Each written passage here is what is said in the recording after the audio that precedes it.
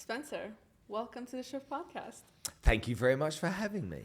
As I mentioned before we start recording, I've been following your work for quite some time, and you've been on my radar for quite a while. So I'm really excited to chat with you because you've been doing amazing things over the last decade or so, at least that you've been on my radar, and had your own set of challenges in building businesses. So let's start off with that. How did you get to where you are today?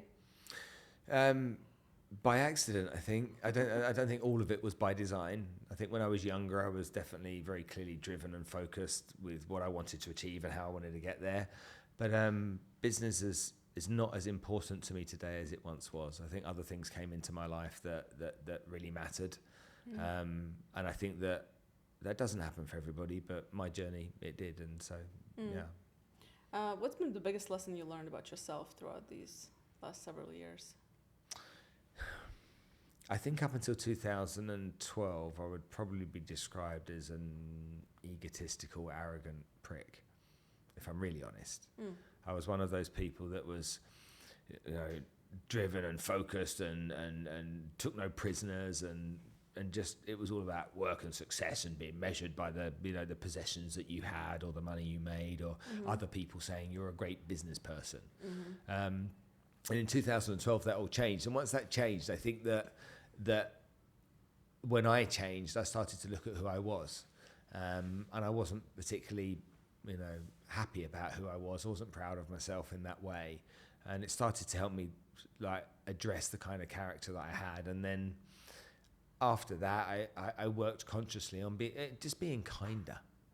As much as we can make it quite elaborate if we talk about it, but it was just try and be a kinder person. Just care a little bit more. And I think that is what people see in me now. What was it that back in 2012? So I built a company until 2016 with 3 business partners. I was forced out of that business. I built a company until 2012 for 16 years with 3 business partners, and I was forced out. My own fault. So I can't blame them now when I look back on it. For the first couple of years, it was their fault, but it actually was mine. I was on gardening leave for a year. On garden leave. So my gardening leave that ran for a year was what created my problem, because I became clinically depressed because I wasn't allowed to work. I had no sense of belonging. I had no sense of purpose. And I was lost in this space, and it took me to a very dark place. And then I had to find a way to come out of it, And so I needed to get help, and that then started to shift how I thought about things and thought about what was important. And initially it was, I'll show you, you're not going to do this and get away with it. And then my life started to expose me to people that I wouldn't normally be exposed to. So you mentioned the Capital Club earlier. Well, I used to go to the Capital Club every Saturday when Saturday was our Sunday all those years ago. And we had something called the Social Capital Club, where we were working with the UN Sustainability Goals and Goal 8, and I started to be exposed to people that cared about others and cared about trying to help the world become better. And it slowly rubbed off on me, and so that became a more interesting thing to consider. I was actually talking to somebody earlier today, and we're talking about how when you produce a certain type of energy, right, whether it's the jerk energy, where it's the kind of energy, you attract a specific kind of crowd. Have you seen that your environment changed around you as you changed? Yeah, I mean, the people changed for sure. Then, the people needed to be moved on and out of my life that didn't really serve me. But again, you don't know that when you're in the midst of it. You only know that when you have the chance to reflect and look back.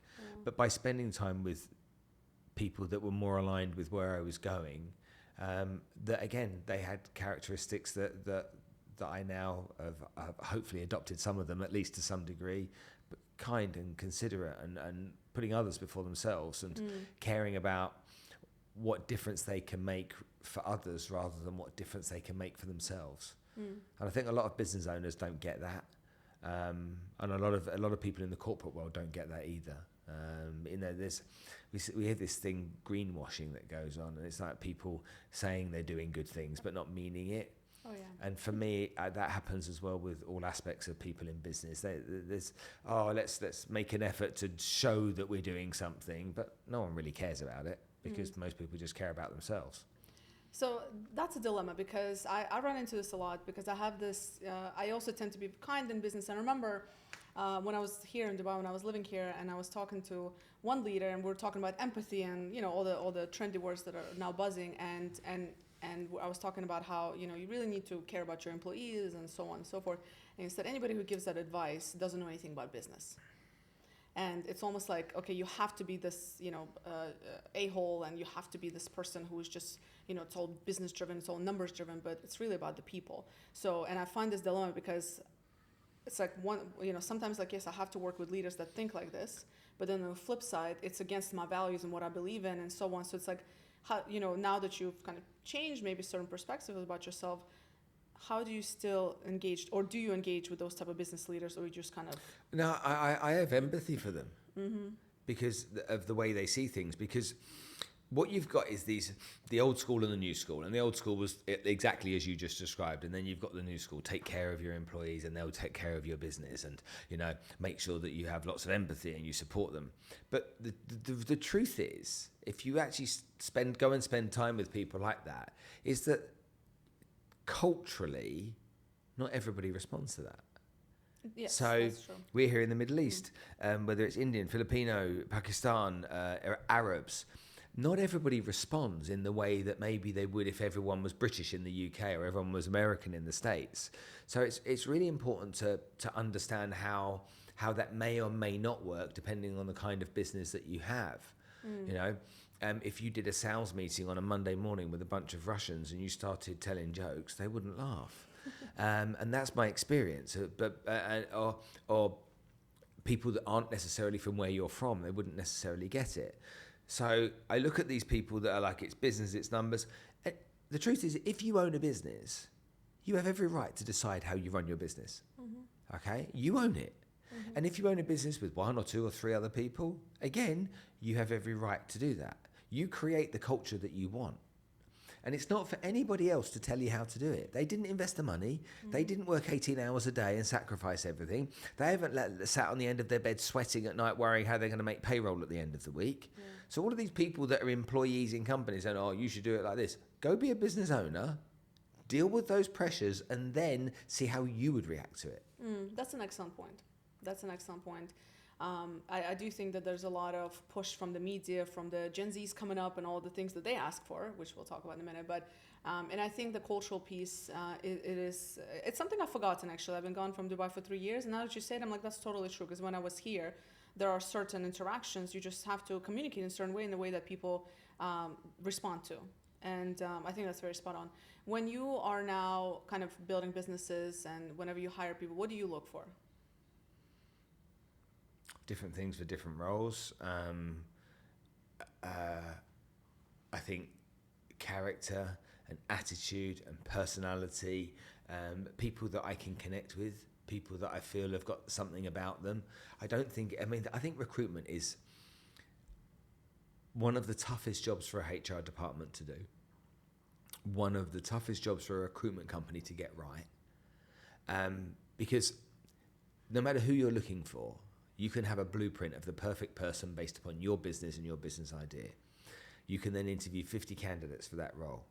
And every single one of them is on stage performing. If they want that job, they're on stage performing. And you can use AI and you can try and decipher it with AI, but they're on stage performing. So you've got to find people that have got the skills that you need and they can demonstrate that. A lot of the time people say they've got skills, but they haven't been able to demonstrate that. For me, that really matters. But some people are loners, and I'm okay with that. Some people are team players, and I'm okay with that. Again, it all depends on the role. And so if I'm looking for a truck driver or I'm looking for a salesman, I'm looking for two very, very different types of people. So for anyone to say, what's your hiring process? The bottom line is find the best people for the job based upon you as the business owner looking for the kind of person that you want. And again, if someone's working for PwC or KPMG and they're recruiting, they will have a different structure because they're looking for a different type of person. But also the recruitment department, whether that be HR or whatever, they have a different mentality as well. I give the great example. I've never had a salary. I have no idea what that feels like. When I was a kid, I used to get paid per hour working in a pub collecting glasses. I used to get £5 for selling greetings cards on a market stall on Saturday morning. that's the only time I've had a salary. And when I first got into sales, we had this thing called a basic plus commission, which is your basic salary, but it actually wasn't. It was an advance on commission.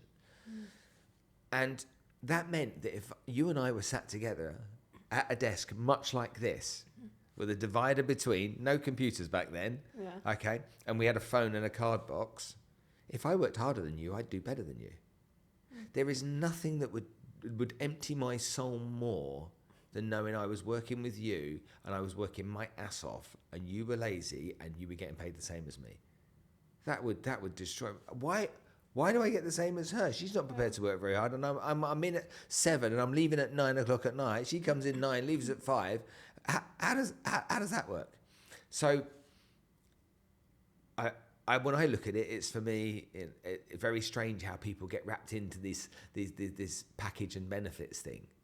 You know, if you paid me a salary of $100,000 a month, that might seem like a lot of money. I now have to live my life within that salary. I have to plan my whole life within that salary. Everything. And as human beings, we all elevate our spending and our lifestyle to that income. So whether it was $10,000 or $100,000, it would all end up being the same. But I'm now trapped by that salary. If you tell me go out there and do whatever you want, okay, work as hard as you want, achieve what you want, and you'll get rewarded for that effort, then I could earn maybe $1 million, maybe two, maybe 50,000, who knows? But at least I'm in charge of that. So I look at it, I think, differently because of that. And remember, at my heart, I'm a salesman. Yeah. And I hate the way the industry looks at salespeople. I hate the way the corporate America and UK looks at salespeople. I met a girl in a bar once when I was 20 years old. I was in London, in the city where I was working, and I walked into the bar and she was the most beautiful thing I'd ever seen in my life. I kid you not, I was staring at her. I mean, this is before mobile phones, you know. And I just looked, and my friends were like, just go and talk to her. And I'm like, I'm not talking to her. She's like way out of my league. Anyway, after a few drinks later on that evening, I went and said hi. And she said to me, why did you take so long to come and say hi? And I was like, oh, you know, I was a bit embarrassed. I said, what do you do? She goes, I work for an architect's firm. And I was like, what do you do? She goes, I'm a secretary. I'm like, oh, fantastic. You know, tell me about the company. I was trying to build some rapport. And then she said to me, what do you do? I said, oh, I'm a salesman. And she just went, oh, a salesman? And I'm like, yeah, I'm a sales guy, yeah. She's like, oh. I'm like, well, what were you hoping for? She goes, I don't know, investment banker, lawyer, professional, somebody, not a salesman. And I said to her in that moment, I said, does your company have clients? She's like, well, of course. I'm like, are there people that work for your company that get those clients? She's like, yeah. I said, what are they called? She said, they're the business development executives. I'm like, oh, the salesman. You work as a secretary in that firm. These people go out and they have to find clients for your firm. If they don't find clients for your firm, you don't have a salary. You don't have a job. So can we respect these guys a little bit more and remove those guys and start thinking about salespeople as a whole? Lots of them don't have salaries. They still have a mortgage to pay. They still have the car payments to make. They still have to pay for the kids to go to school. They've got to put a roof over their head, on top of dealing with emotional highs and lows and psychological torture on an almost daily basis, from rejection to acceptance, and more rejection than acceptance as a salesperson, not being sure of where the money's coming from and having to go and hustle every single day. These people are the backbone of industry. Let's respect and love them. So when I look at people in business, I'm like, what are we doing to help salespeople? Because that's what we need to be focused on. Not the person that's got their $4,000 a month sat in the corner doing accounts receivables. Yeah, that's an excellent point. You've changed my mind about salespeople. I'm also not a fan, so I think that's an interesting perspective. And a lot of people are in that salary because it's hard. What you do, sales is hard. It's not for everybody. So a lot of people do stay in that comfort zone. And some people are just simply not made for that hustle mode, that go-getter mentality. And frankly speaking, there are a lot of people getting paid right now, not doing much, just collecting a paycheck. Do you accredit, or what do you credit to that mentality that you have? Was it something from your childhood? Was it how you grow up? Because there's a skill set and a talent that you have that many people do not have. So what is it? I look at my kids, and my kids have been given everything, and they're 25 and 23. They still get an allowance now. Their university school was paid for, their cars have been paid for, their weddings have been paid for, and their first property will be paid for. And I thought I was doing the right thing. I'm not. taking away their opportunity to learn about struggle. I'm taking away the opportunity for them to learn how to fight and battle for something, because it's all on the plate. I went to school and I left when I was 16. I had one O-level, no qualifications, nothing. And I was told by my parents, by my grandparents, nothing will come of you, because you can't even get yourself into sixth form college, let alone a university. And I look at that, and now, obviously they were wrong, but back then, that was drilled into me as I was going to be a loser. So initially, I had some people to prove wrong. And when it doesn't matter what it is in our lives, we've all experienced it. Salaries, corporate America, or whatever it may be, we've all experienced in our lives someone not believing in you. Mm-hmm. And it's how the people that react to someone not believing in them that is the interesting bit for me. Mm-hmm. And when you look at most entrepreneurs, there's something they need to prove to someone in their life at some part, somehow, some way. I had two bullies when I was at school that were awful to me, Justin Zimmerman and Paul Fowler. I'm 54 years old. I know these people today. These people tortured me, okay? For the first 10 years, maybe even 20 years in business, I did it for them. I did it to show them. I did it as an FU to them. Mm-hmm. And I think all of us have got something, some story. But most people are fearful, and that's because most people are lazy. And they won't like to hear that they're lazy. Mm-hmm. But if you go out and you get a salary and you live in this corporate world and you think that you're above people, because a lot of these people do. I'm a partner in a law firm. I'm a partner in PricewaterhouseCoopers. I'm a CFO. Look down at other people. I find those types of people are severely lacking in understanding humanity. And that's because they've wrapped themselves up in a little world where they're full of their own self-importance, and the values that they have aren't aligned with, the things that I believe matter. I relate very much to what you're saying, because I started working when I was 15 in Subway. I made sandwiches, Subway sandwiches. Yeah. That was very good. And I tell the story because What's your favorite sandwich? Oh gosh, I don't remember now. I haven't been to Subway in years. Did you go a foot long, or did you have a half one? Oh, I'm sure it was a foot long. I'm a foodie, so what I do remember is the fresh cookies. Oh, that was the best. In the oven, yeah. And they come out of the oven, and it's the best. I mean, needless to say, like I was probably snacking too much when I was there, and etc. But it was like the best experience, and I never used to tell the story because I was embarrassed. I grew up in the U.S. and I went to universities, and I barely made it through high school, maybe like, I don't know, a 2-point-something GPA. I don't even know what does GPA mean? Yeah, don't even get me started. Just not very good, yeah? Just not very good. Like, okay. don't even get me started on the education system. That's a whole other podcast. But so I barely graduated high school. Couldn't pass SAT to save my life, so couldn't get into university really. And with my GPA, I wasn't really going anywhere anyway. So I was like, okay, I settled with a community college. So I did that. Actually, financially ended up being a way better decision than going to a 4-year school in the States. But spent 4 years in a community college. Felt like a complete loser. I remember my mom. Went to visit my dad in Russia, and my mom picked me up, and I was done. I maxed out my time in the community college, and I remember I was coming back. My mom picked me up from the airport. We were in the car, and she was like, what are we going to do with you? And at that moment, like maybe 5 minutes later, I got the admission to the 4-year university that I've been waiting for. So, and then I kind of finished my degree, got my master's because couldn't get a real job. So the point of this is that, and in the meantime, I've always had jobs. I started with Subway. I've had 17 jobs before the age of 25. So I've done a lot of different things, and I used to be embarrassed to tell that story. And I remember that when I entered the university, and then I would tell people, I started with my career story, which is when I finished my master's and so on. And now looking back to your point when you talk about your kids, and my sisters who are also everything's paid for, etc., they had a different upbringing than I did. And looking back, I said, these are the years that made me. These are the years that made me. When I was in the struggle, and also the resilience of my mother who came to America. She was a master of sport, and she is a master of sport in Russia, so she had a really successful career in sports management, and she came to America. She had to clean hotel rooms, and not speaking English and so on. So watching that, I think, and just getting, I guess, a set of skills to what I feel is that no matter where I live, no matter which country I live, obviously if it's safe and so on, but no matter which country I live in, I can make money. because I have a diverse set of skills that I can make money in. And I didn't realize this until my early 30s. And I was thoroughly embarrassed about the fact that I had to do all these things and the fact I had no idea what I wanted to do. Changed my major 5 times, took me 6 years to graduate my bachelor's, et cetera, and never made it to the big consultancies, to now work for the big consultancies from the other side and realizing that people that are there have half of the actual experience that I do.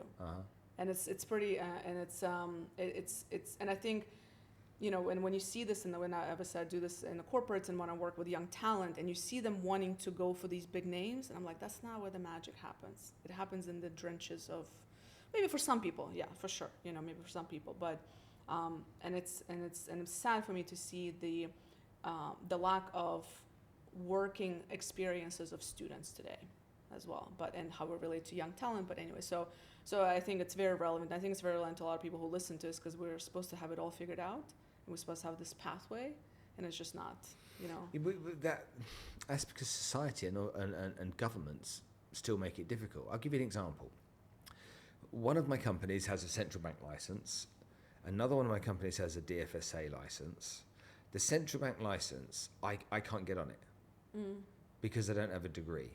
Wow. But if I had a degree in drama, I've got 30 years experience. That counts for nothing. But if I had a degree in drama, I would be able to go on the license. Interesting. How ridiculous is that?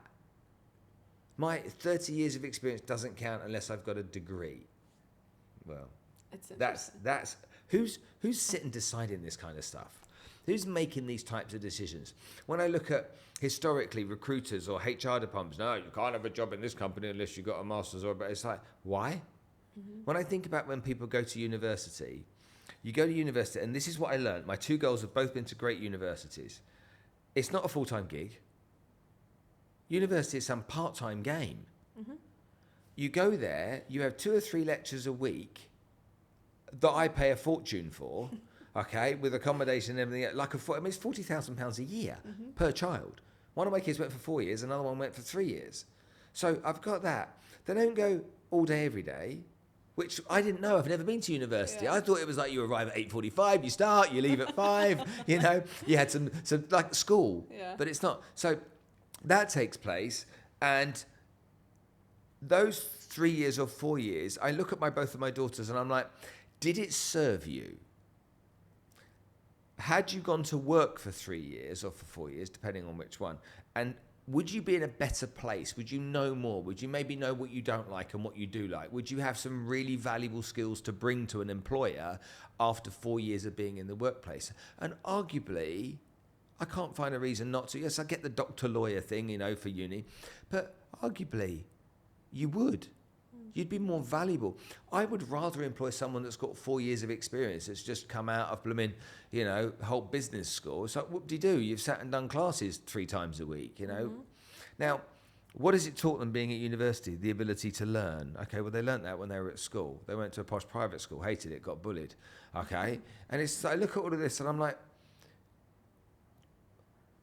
why are employers so hell-bent on following a formula rather than looking at you or me or somebody else and saying, let's judge this person for what they might be able to bring to the table to make a difference? Now, we have seen some changes in more recent times. You know, Silicon Valley was looking for autistic kids and stuff like that, you know, looking for diversity. I don't like this whole diversity thing. I think there's a lot of questions around that kind of stuff that I have real strong feelings about. But I really do believe that if you want a really exceptional chartered accountant, you want a really exceptional manager of a department, you want to have a really exceptional architect. A really exceptional architect isn't necessarily the guy that's just come out of university. You know, it's that guy that's sat and been doing drawings for years and eats, sleeps and breathes it. You know, on his internet, his search history is all architectural firms and architectural projects. His passion is that, and he loves it.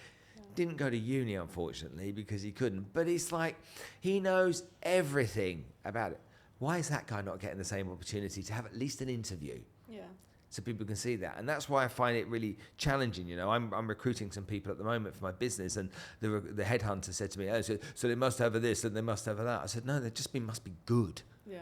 They just must be good with a great attitude and be really passionate about it, okay, and with some fire in their belly, okay, that they can show me they want this more than anything else in the world. That's what I want. I want to see that. I don't care whether they've got 10 years or 8 years experience. I don't care whether they've got a degree or they haven't got a degree. Have they done this before? Can they show me that they've done this before? Can they show me they care about it? And can I go and talk to people they know that can give me feedback telling me what these kind of people are like, really?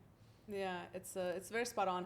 I hope to see a change in that. I mean, in the US, there are certain roles like cybersecurity and kind of this software development roles that don't require a bachelor's for private companies, but still, it's going to be. I think it's going to take time for all that to shift because it's a whole industry. It's a business. Higher education is a business. This has been generations. I'm 54. Yeah. All of my life, this has been going on. It hasn't changed. Yeah. Yeah, I don't know. Let's see. I'm hopeful for it, but I think it's going to take some drastic changes. Maybe AI is going to disrupt it all, and continue to do that, and maybe it'll just be irrelevant. I mean, that's what it's already happening. I don't get. I mean, some people are able to study and remember stuff, and some people are able to study and not remember stuff, and that their whole life is going to be measured on some exam they take once. Yeah, I know. I mean, come on. Yeah. Speaking of just learning and kind of staying relevant, you've been in this game for many years. You started multiple successful businesses. What was it that, because a lot of people start businesses and close down and move on and go back to full-time roles and so on. So what has helped you to continue to stay relevant and continue to innovate in your businesses and grow? Well, I look at businesses that have failed as well. So they have failed. I haven't been successful every single time. But I think one of my strengths is I'm able to make decisions quickly. So I'm not a procrastinator. And I'm happy to make a bad decision.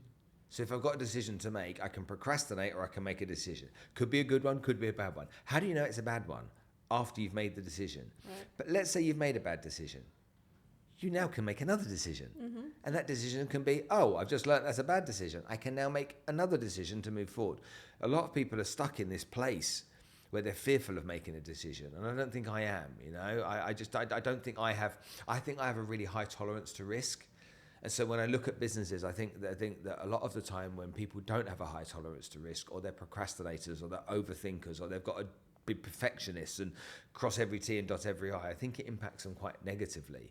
And of course, just being risky for the sake of being risky is ridiculous. But I really believe that because I've been able to make decisions, we've been able to move forward.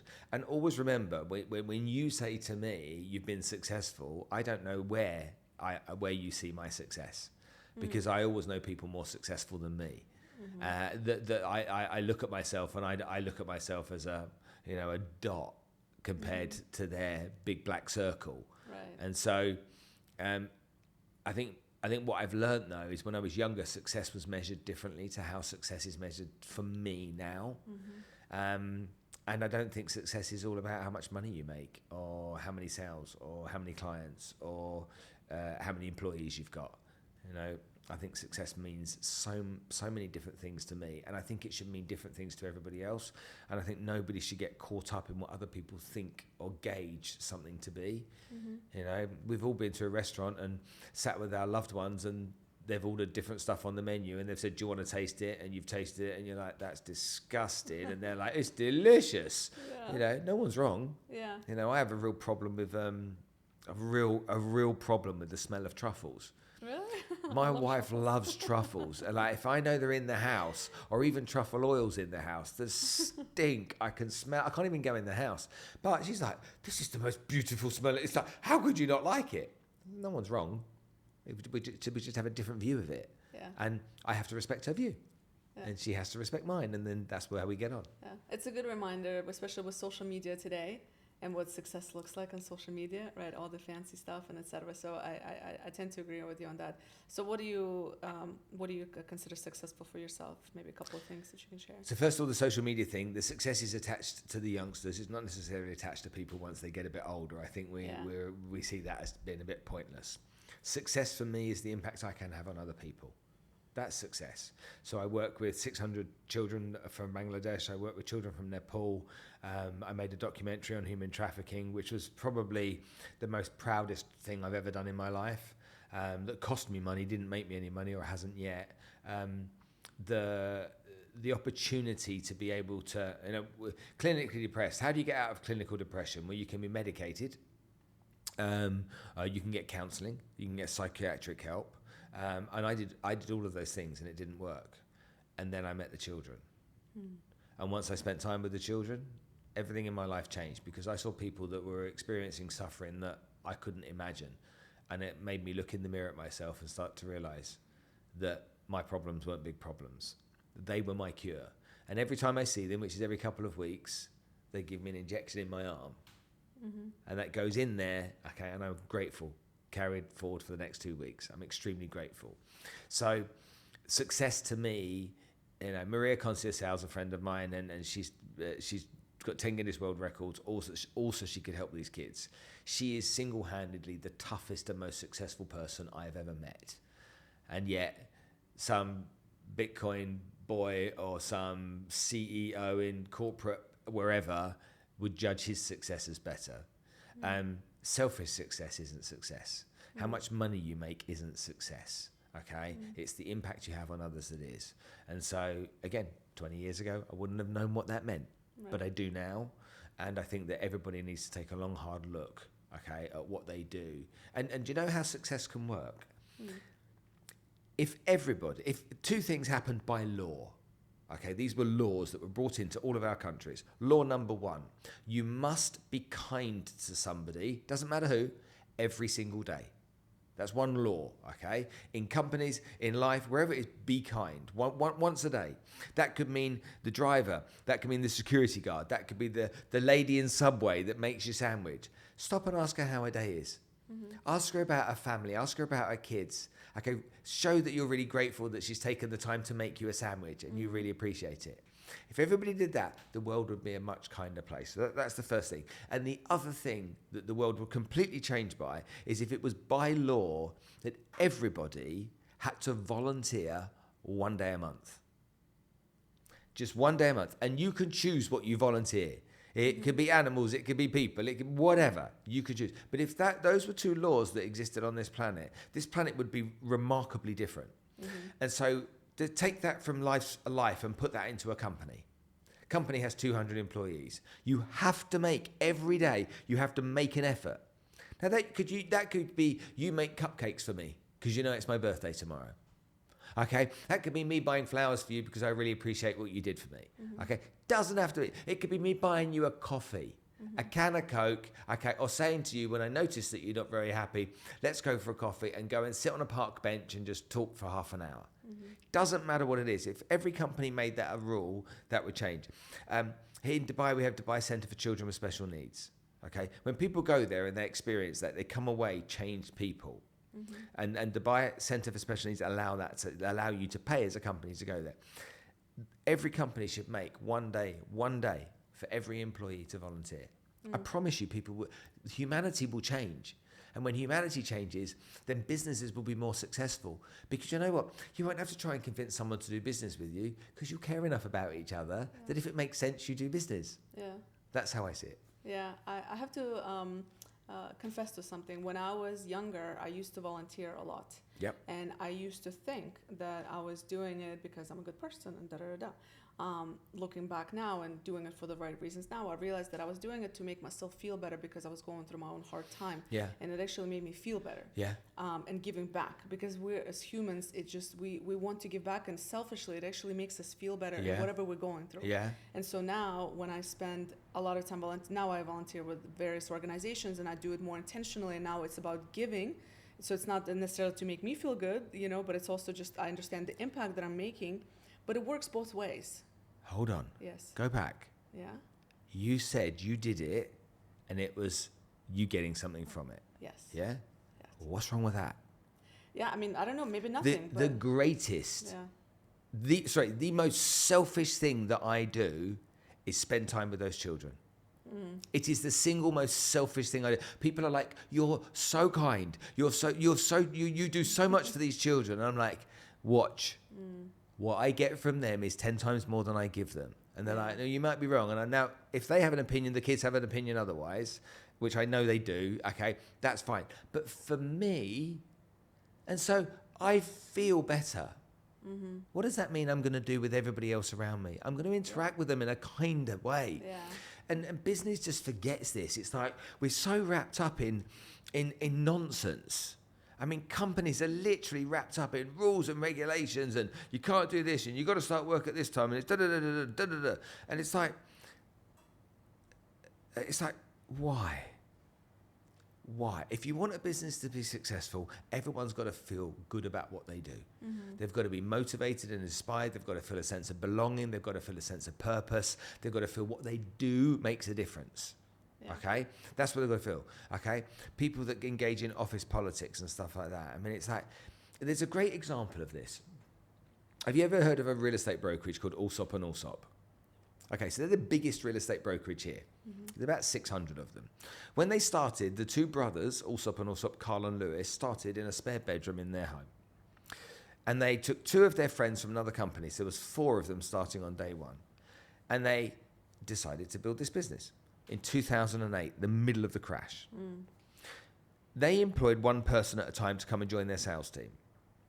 If that person went outside and had a cigarette and was negative, they could hear. The moment there was negativity, they were removed immediately.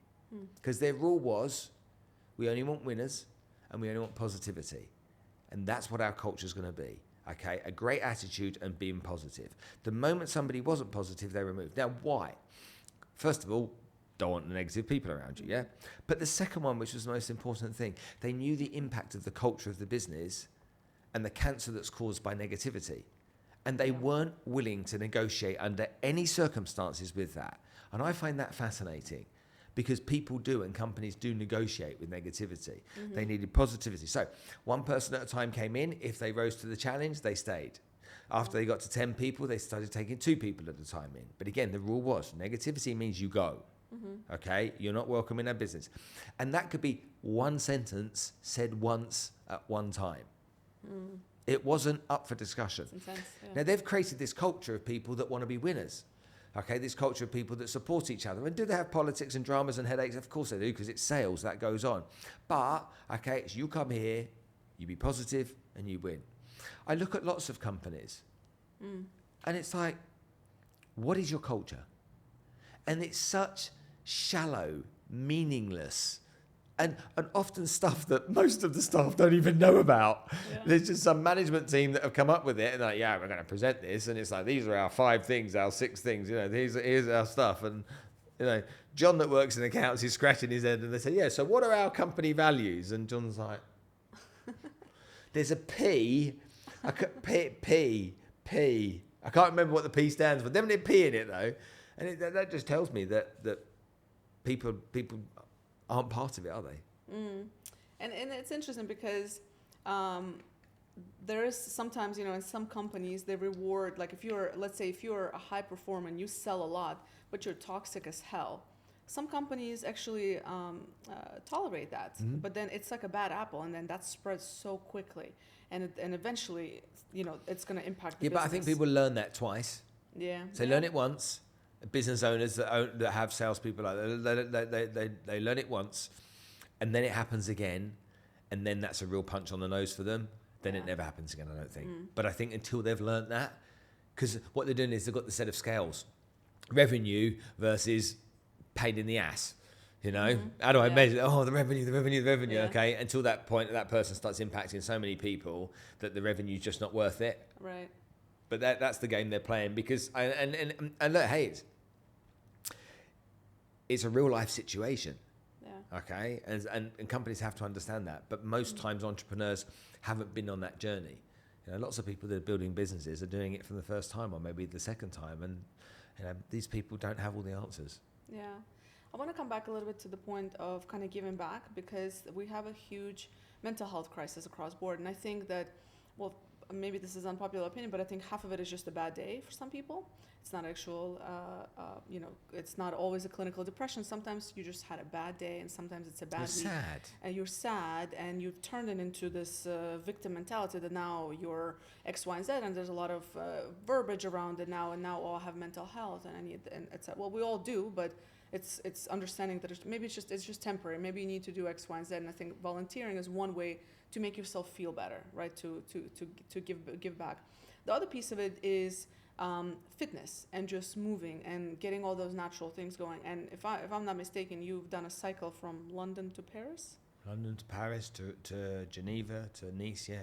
So how first of all, what inspired you, or you were forced into it? I don't know what it was, but what caused you to want to do that?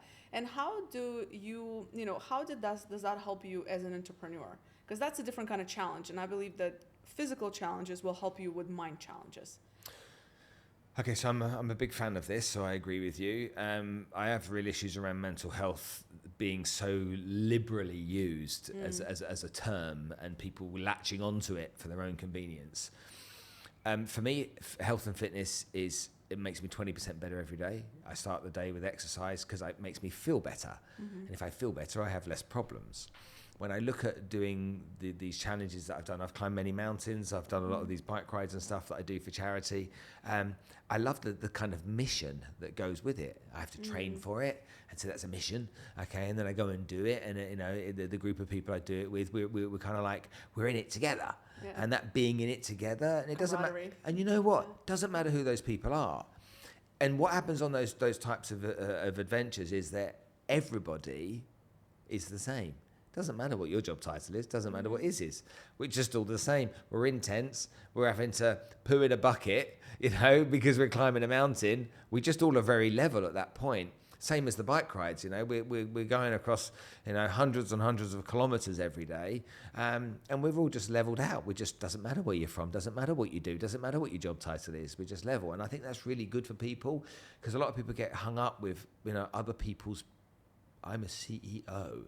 I'm a CFO, I'm a CIO, it's just like, but people get wrapped up in it. But I really do believe that mental health is something that's so liberally used that we've got to get to a point where we can deal with it in a better way than we're handling it right now. I've had clinical depression, I know what it's like, and so my heart aches for many people. When I plan to take my own life, I know, how that feels for some people. But I think a lot of people use it as an excuse, Get a sense of purpose, get a sense of belonging, go train with a group of people, go become part of a study group. My wife's part of a Bible study class, that's just as important. A group of people that get together to go and do their Bible study together. It doesn't matter. Find a sense of belonging, find a sense of purpose, get a team around you. And whilst that may seem for a lot of people, rather a big challenge, no, it's not. You can do that from your phone. No. You can join BNI, you can join YPO, you can join, all round table, Rotary Club, you can join netball, you can join cricket. There's things you can do.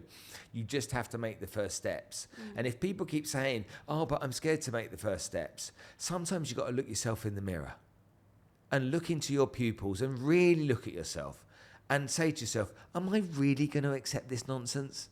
Yeah. And I think there's a lot of responsibility on us, on human beings, to just man up sometimes. Roll our sleeves up. You're never going to get anywhere staying in something comfortable. It's always where the discomfort is that the growth come from. And we've all been in those situations. Every single human being has been in an uncomfortable situation that then became comfortable. Stop making excuses. Yeah, I tend to agree with you. I was actually sharing this joke earlier when I was on another podcast, but I used to be called the Complainer, Elena Complainer. Did you? I can't believe I'm saying this. Did you story. Really? I swear. So I can't believe I'm telling the story twice in one day when I've never said this out loud, yet alone on a podcast, but it feels like the right fit. And so I used to complain about all the time about things and, like everything. And maybe that's the Russian in me because, we're all gloom and doom and, it's very serious people and so on. So I think that's part of because when I go back to Russia and I visit, it's like, that's why I was like everybody's a complainer in Russia, to some extent. So my friends used to call me Elena the complainer. It happened to Ryan. And I used to, because everything was just wrong, so, and it took, luckily I was able to shift that mindset in kind of mid-20s, but it took me realizing that I'm the common denominator in all my BS that I'm going through, and maybe I need to just change that. So I was very much a victim, complaining because of and the minute I changed that, it was a game changer from all sides. And it's hard because it's very easy to stay there in that hole. And I've never experienced any sort of, had bad days, but I've never experienced any kind of clinical, anything like that. But what I always went to is some kind of activity and exercise and fitness. And that always, because both my parents are athletes and so on. So that was a lifesaver for me. And that's something I very much push with the work that I do. And I incorporate all of that in there. And it's I think with social media, it's scary because, with algorithm as well, like the way, you know what I mean? Like once you start watching certain things come up, and it's scary. And I want to start a family and have kids, and I worry that how am I going to filter all that? Like, cause they're exposed to so much. So you having kids, like, do you ever worry about that? Although your kids are now, older, they're in their 20s, but so they maybe they didn't grow up with that. But do you have those concerns? My kids have had mobile phones since they were kids. So how old? My kids are 25 and 23. I know, but how old when they got their phones? Oh. Well, because I was travelling and overseas a lot, and they were in the UK, they had phones early, so I could call them.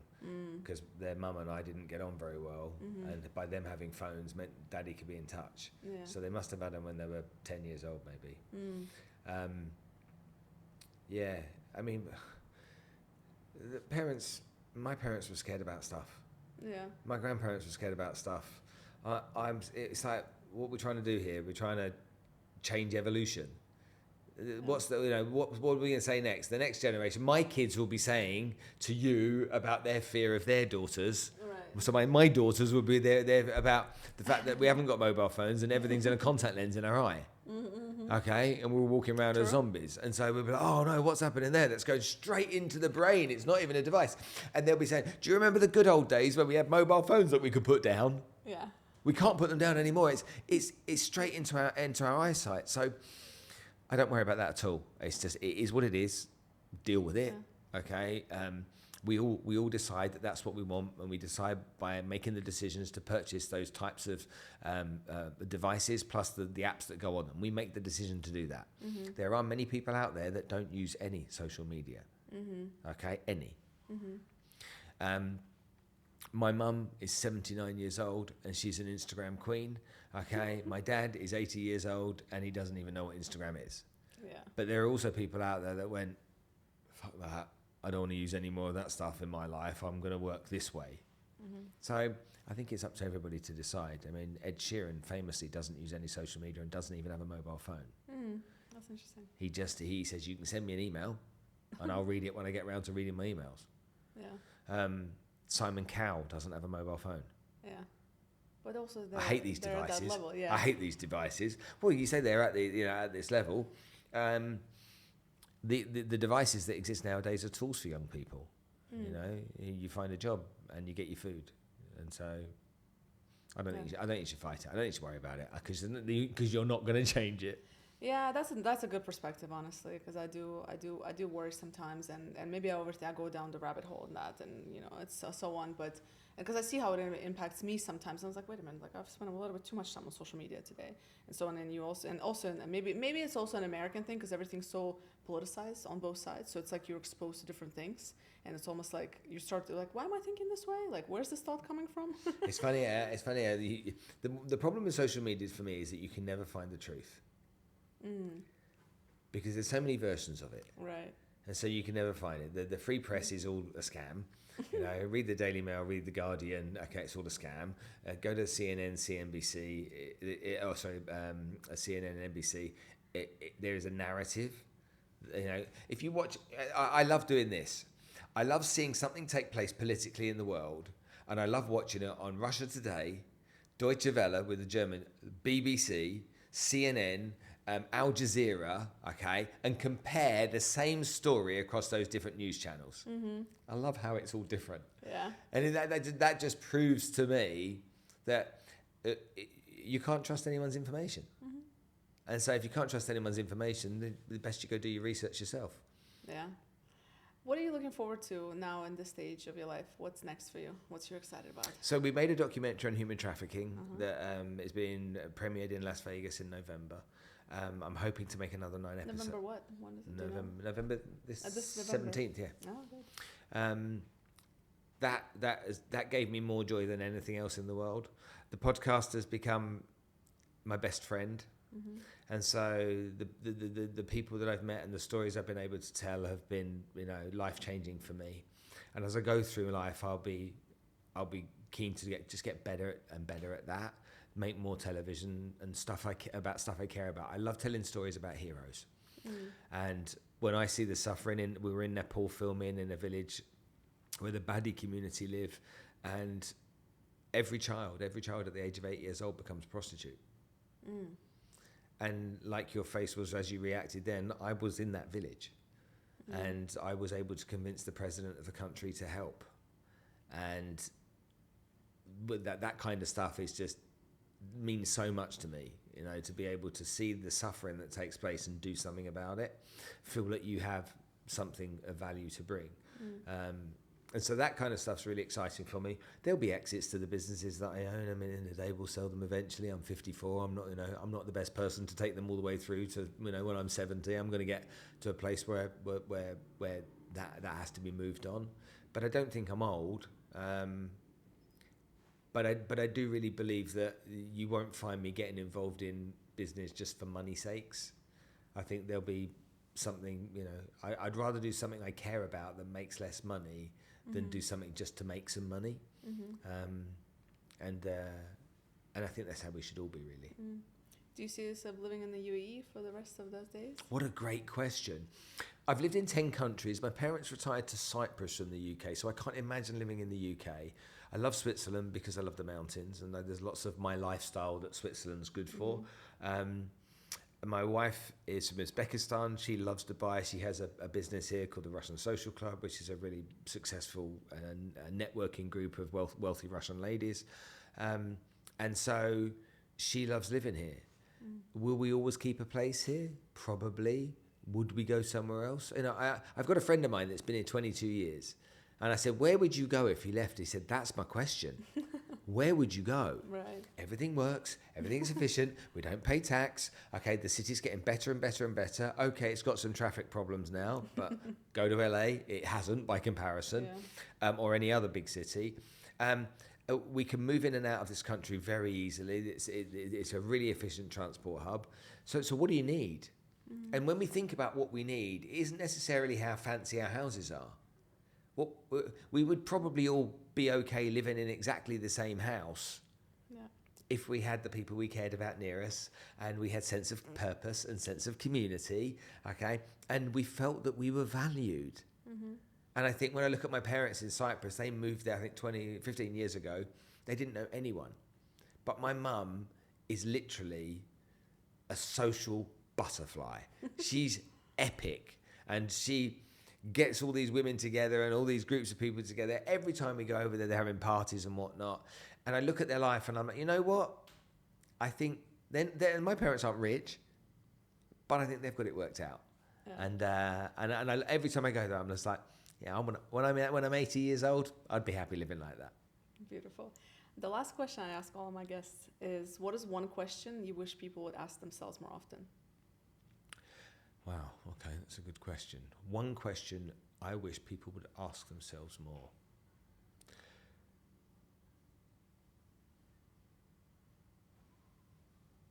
Why am I buying into my own bullshit stories? Because I think that so many people do. I think that people need really to think long and hard about the stories that they tell themselves and the justification they have for them. And I think if they do and they got serious with that, I think their lives might change because they'd ask themselves better questions. Beautiful.